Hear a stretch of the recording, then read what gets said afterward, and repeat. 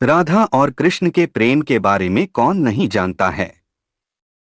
कहते हैं कि कृष्ण और राधा का विवाह नहीं हो पाया था, लेकिन दोनों में इतना प्रेम था कि आज भी दोनों का नाम एक साथ लिया जाता है।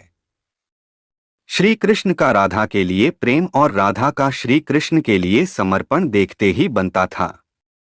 शायद इसलिए अपने आप को सबसे बड़ा भक्त कहने वाले नारद मुनि को राधा से जलन होने लगी थी।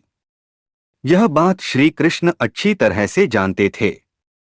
एक दिन राधा के बारे में बात करने के लिए नारद मुनि श्री कृष्ण के पास आए। यह बात श्री कृष्ण को पता चल गई थी। जैसे ही नारद मुनि वहां पहुंचे तो श्री कृष्ण उन्हें देखकर अपना सिर पकड़कर बैठ गए। नारद मुनि ने श्री कृष्ण से पूछा कि क्या हुआ प्रभु, आप ऐसे अपने सिर को पकड़कर क्यों बैठे हैं। श्री कृष्ण ने कहा, हे नारद मुनि, मेरा सिर दर्द कर रहा है। नारद मुनि ने पूछा, प्रभु इसका दूर करने का उपाय क्या है। तब श्री कृष्ण ने कहा, अगर मैं अपने सबसे बड़े भक्त का चरणामृत पी लूं तो इसे दूर किया जा सकता है। तब नारद मुनि सोचने लगे कि सबसे बड़ा भक्त तो मैं हूं, लेकिन अगर मैं अपना चरणामृत दूंगा तो मुझे नरक जाने जितना पाप लगेगा। मैं प्रभु को अपना चरणामृत नहीं दे सकता। कुछ देर सोचने के बाद उनके मन में राधा का विचार आया और वे सोचने लगे कि लोग राधा को भी तो श्री कृष्ण का सबसे बड़ा भक्त मानते हैं, इसलिए क्यों न उनके पास जाकर पूछा जाए।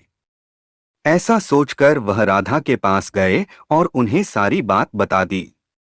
राधा ने जैसे ही सुना, एक बर्तन में अपने पैर धोकर चरणामृत नारद मुनि को देते हुए कहा, हे मुनिराज, मुझे नहीं पता कि मैं उनकी कितनी बड़ी भक्ति हूँ, लेकिन मुझे यह पता है कि श्री कृष्ण को अपना चरणामृत देने से मुझे नरक में जाने जितना पाप लगेगा और मुझे नरक जितनी यातना सहन करनी पड़ेगी। मुनिवर, वह सब मैं सहन कर सकती हूँ, लेकिन अपने स्वामी को पीड़ा में नहीं देख सकती।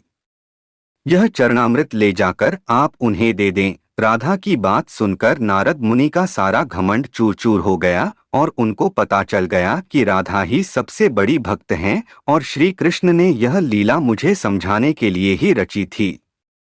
जब नारद मुनि राधा के पास से वापस आ रहे थे तो उनके मुख से केवल राधा के नाम की ही धुन सुनाई दे रही थी।